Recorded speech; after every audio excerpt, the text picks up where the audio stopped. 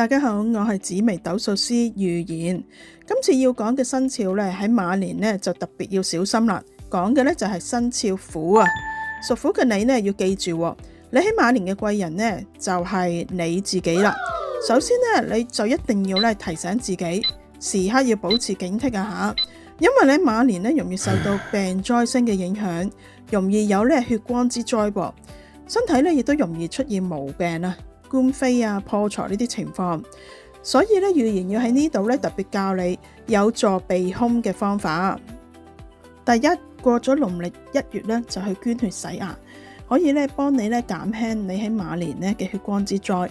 第二，喺農曆1月嘅時候咧就買一啲自己中意嘅物品啊，可以咧應咗啦，同埋咧減輕你喺馬年破財嘅情況。第三，要為你嘅呢一個嘅健康做好預防嘅措施。喺屋企嘅南方咧擺放5層嘅風鈴，西北方咧就擺音樂盒。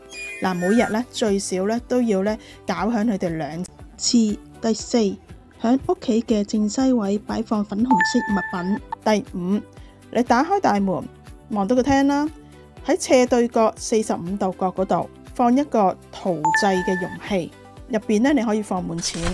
呢個咧已經係咧可以幫你咧自製咗最基本嘅聚寶盤，幫你咧守下財嘅。6，你佩戴一啲黑曜石嘅飾物啦，增強你嘅氣場啦，亦都係驅散一啲負能量啦。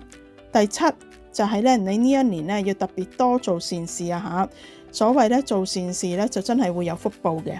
第8咧可以咧去下旅行，去旅行嘅時候咧可以選擇東南方。